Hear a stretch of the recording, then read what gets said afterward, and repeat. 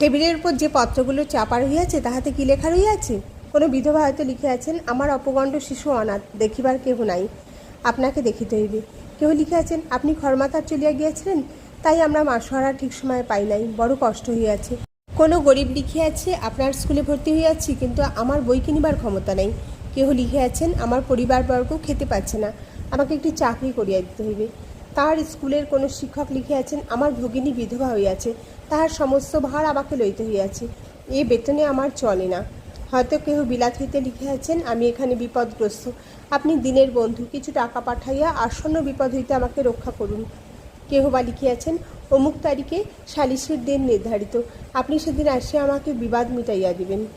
ঠাকুর গাড়ি হইতে অবতরণ করিলেন। মাস্টার পদ্মা খাইয়া বাটির মধ্যে লইয়া যাইতেছেন। উঠানে ফুল গাছ, তাহার মধ্যে দিয়া আসিতে আসিতে ঠাকুর বালকের ন্যায় বোতামে হাত দিয়া মাস্টারকে জিজ্ঞাসা করিতেছেন, জামার বোতাম খোলা রয়েছে, এতে কিছু দোষ হবে না?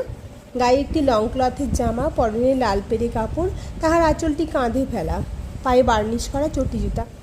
মাস্টার বলিলেন, আপনি ওর জন্যে ভাববেন না, আপনার কিছুতে দোষ হবে না, আপনার বোতাম দেবার দরকার নাই। বালককে বুঝাইলে যেমন নিশ্চিন্ত হয়, ঠাকুরও তেমনি নিশ্চিন্ত হইলেন।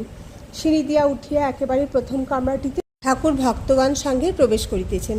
বিদ্যাসাগর কামরার উত্তর পার্শ্বে দক্ষিণাস্য হইয়া বসিয়াছেন। সম্মুখে একটি চারকোনা লম্বা পালিশ করা টেবিল, টেবিলের পূর্বধারে একখানা, পেছন দিকে হেলান দেওয়া বেঞ্চ, টেবিলের দক্ষিণ পার্শ্বে ও পশ্চিম পার্শ্বে কয়েকখানি চেয়ার। বিদ্যাসাগর দু একটি বন্ধুর সহিত কথা কহিতেছিলেন।